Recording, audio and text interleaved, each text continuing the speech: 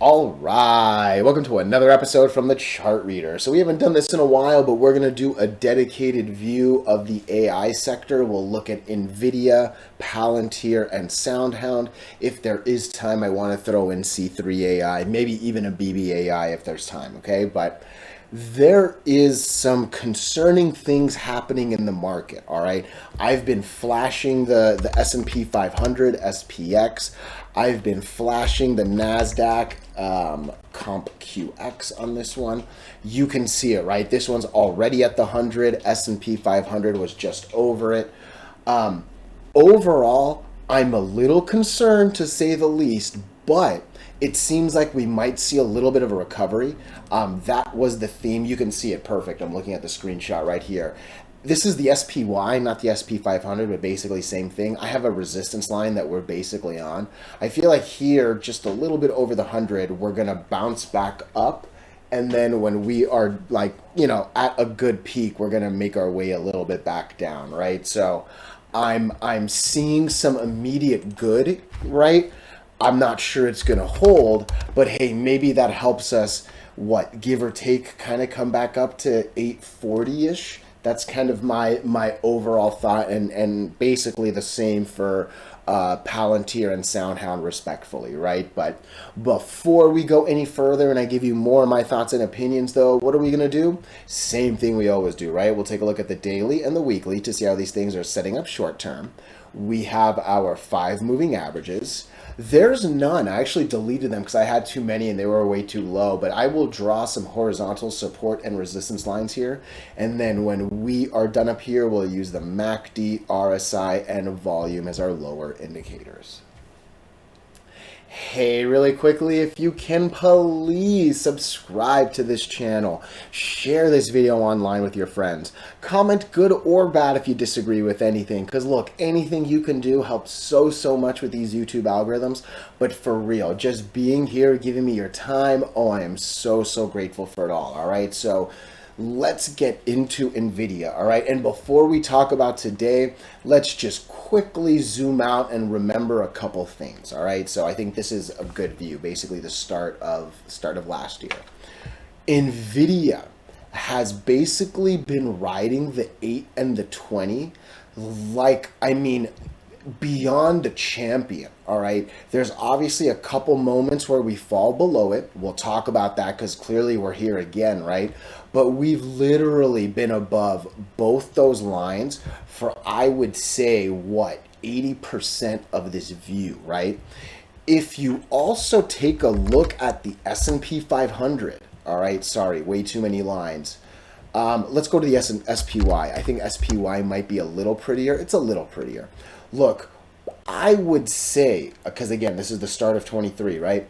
I would say NVIDIA has been over the 8 and the 20 better than SP 500, all right? From there, let's look at QQQ. I think QQQ might have a couple less lines. QQQ, same January beginning. You can say is a lot closer to NVIDIA because I think it's kind of that same little window down and same little window here, right? But QQQ and NVIDIA have basically been over the 8 and the 20 moving average for roughly 80% since the beginning of last year. That's a juggernaut of a statement, all right? Most things can't mimic an indice that well, right? So just the sheer power of NVIDIA, I can never really stress it enough, and I think maybe this is the closest to a not bad that I've done, all right? I'm going to stay on the QQQ because, again, this kind of had that same little middle drop in this one right now. QQQ is actually under the 100 moving average. Now, we haven't confirmed, right? Let's zoom in and let's just actually talk about this, right? We lose the 50. Doji doesn't count. That's confirmation, right? So to me, it makes sense that we're going to end up under the 100, right? This is not confirmation, and this is far better than that doji right there, but both of them are obviously dojis, right? I like that we're, I would say, a little bit above 50%, arguably 50% of this ugly Friday candle, right? And, the 100's not an easy line to break up, And it's very much a difficult line to lose down. All right. So, I don't like that we lost it on Friday. It makes sense to me that we haven't yet. And again, that same SP. Oh, nice. Look at that. Nice. Good little agreement there. TK. Nice. I see a little bit of a recovery. I see a little bit on the S&P 500, a recovery of a pre-100. I think this is kind of a post-100. Like, I don't think we're going to lose it that quickly. And hey, maybe we'll make our way up to like 430 here, give or take. But yeah, I am seeing a death cross, right? The 20 just death crossed the 50, right? The 8 already did it not that, like, what, 3 candles ago, right? It seems like the 8 is making its way on down and probably going to death cross the 100, right? You want a small one to go above them and call it a golden cross, not below them. That's a death cross, right? But this looks sustainably bad, right? The RSI got really low at 24. I think it's going to come back up to the 50s and then probably head back down to the 20s. You know what I mean? That's just a cool up instead of a cool down. All right. So I realize I've spent a lot of time on NVIDIA, not talking about NVIDIA, but you got to look at the indices, especially when you're talking about a blue chip, right? So one more time, just zooming back out, we see, where's the beginning of 24? We really do see a much better chart than that QQQ, right? QQQ, I would say, came down a little bit harder in that moment. This is nowhere near the 100 yet. Again, we see QQQ well under it, right? So there's definitely a couple differences and really in the favor of NVIDIA, right? NVIDIA has lost the 50. No, let's not use the word lost. That's a bad word. NVIDIA loses the 50 on Friday, but by no means confirms today. All right. I would say that's a little bit under, but hey, close enough to 50% of Friday that, I'm very, very much okay with this Monday. All right. Today on the volume side, take a look at today. Today was the first time in, goodness, this was the last green one since the end of March. We're basically at the end of April right now, right? Almost a full month. We haven't had a good green volume candle above the 50-day average since that March one that we just talked about, right? Today was an interesting volume day. I really wanted to follow up tomorrow, and again, that would help echo what the theory is, right? So I think NVIDIA, and I started the video with it, I think we got a shot at maybe coming up to 840. Now, it really looks like the 8 moving average is about to death cross the 50, right? It wasn't that long ago that it death crossed the 20. I think that's going to happen basically tomorrow, right? So maybe this comes down to about 830, 825, even 820, let's just take a guess at. And maybe 820 becomes a little bit of a difficulty, but I think we might get over that, make our way to that 50 at that 840. I don't think we're going to get over 840 because, again, I'm seeing the 20 getting ready to come down and follow too. I think we're going to get both of them around 840, give or take, by, what is this, the 24th is the best guess, maybe the 25th, right? So yeah, I see a pretty hard wall there, okay? Again, we were living so high, and we would do these big runs, cool down, big runs, cool down, big run. I don't think we're doing it anymore. I think we're coming down. We're going to cool up and then come back down. Cool up and then come back down. I really think this is going to be a monstrous support. I don't think we're going to go much lower than 690, okay?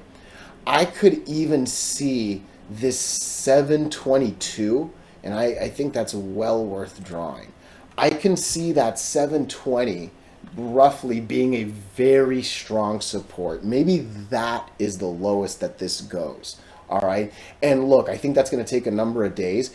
If we lose that, because let's also be honest, it kind of looks like the 100 moving average is working its way on up, so maybe they kind of catch each other there. If we lose that, that's just green. that could be a real scary red, red, red, red, red. I don't want to draw that line. I'm just curious. Yeah, that's basically the 100 as it is today. I'm going to delete this line, right? But basically the channel is from this horizontal to basically this one, right? The 200, those two. Green, green, green, green, green could be a very scary red, red, red, red, red. Okay, that right there, I think I'm actually going to keep those two lines now that I'm looking at this. Those are critical, critical lines. All right, they really, really are. I think we're coming down to 720. I think 720 should hold a bit. Immediately, like I said, I actually think we're going to come up to like 820 and then make our way back down, right? That's kind of the I see happening, right? But I'm worried about the markets.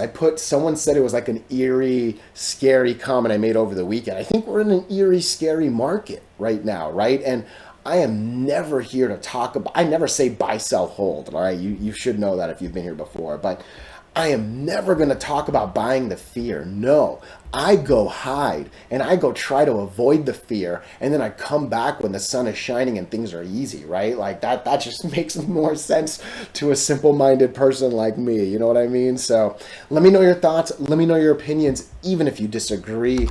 Oh, too many PLTR. Let's take a look at Palantir.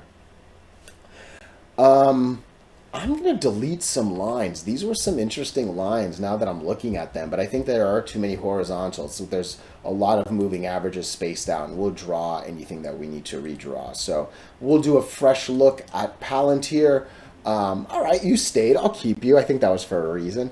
Really quickly, please, if you can subscribe, if you can share this video. Oh, it does wonders with the algorithms. There's a lot of ugly going on right here, all right? And I'm so sorry to be blunt like that, but I've always said, look, I'm not here to be a fanboy. I would much rather someone tell me the sky is black and bad from the fires instead of pretending it's good, all right? I've lost money on fanboys lying to me back in the day, all right? So there's a lot of bad here, and I think the first bad thing that I'm focused on is the inability to get anywhere near the 50-day average. Okay, I'm going to zoom in just to kind of get rid of those.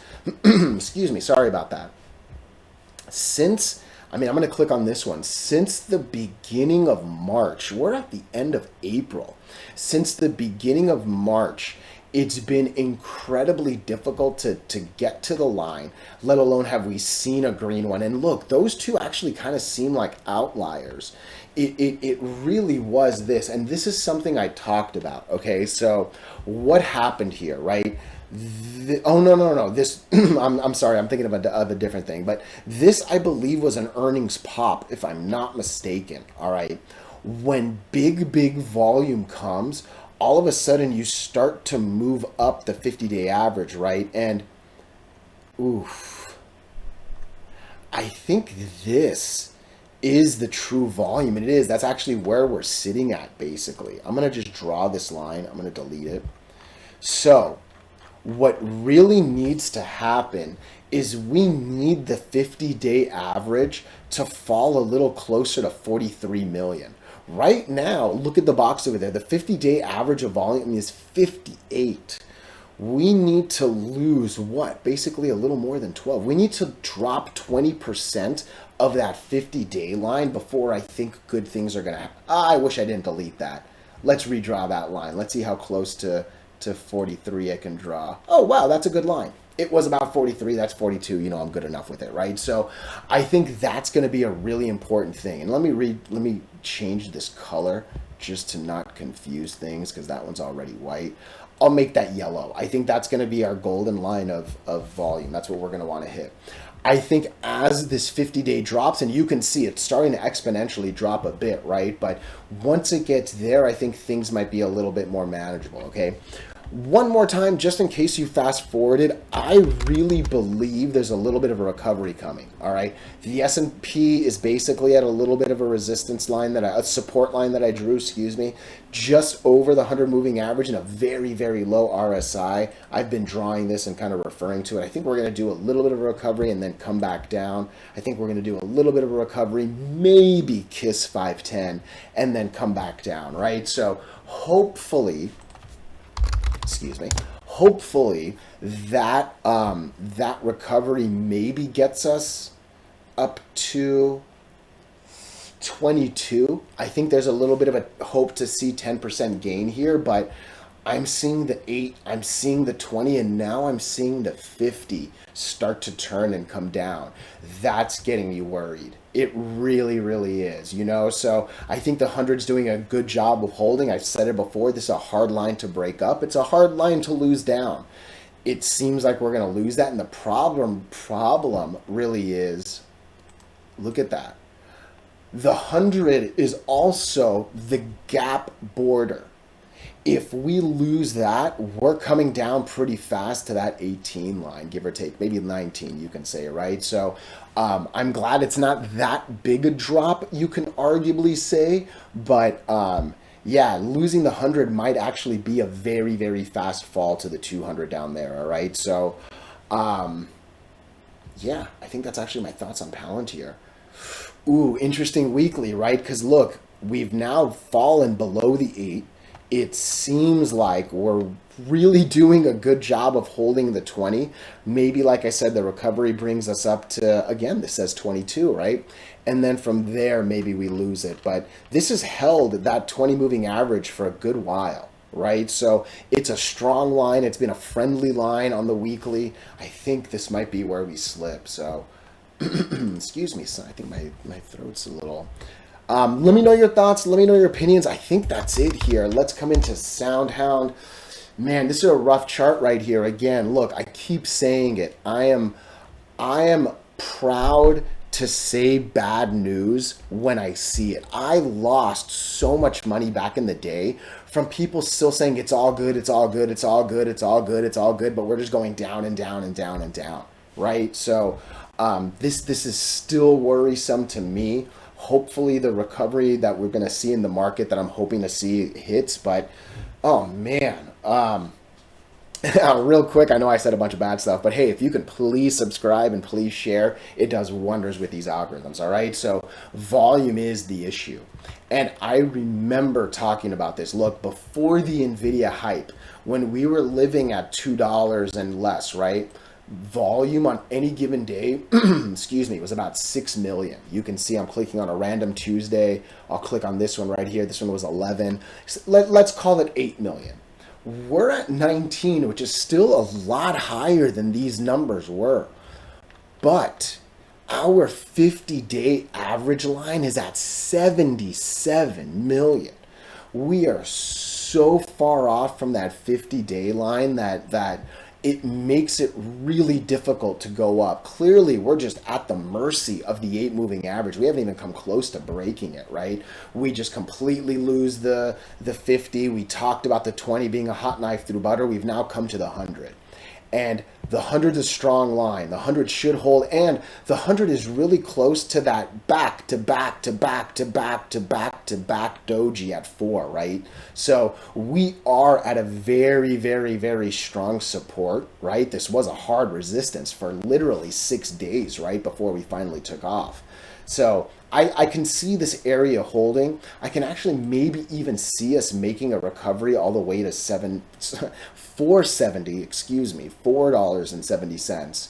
That said, I don't really see us going much higher than 530 if we end up getting that high, all right? I'm not even sure we're going to get over that 20 moving average, but I at least gave the 50 number, right? But we cannot lose $3, all right? I don't think it's going to happen anytime soon.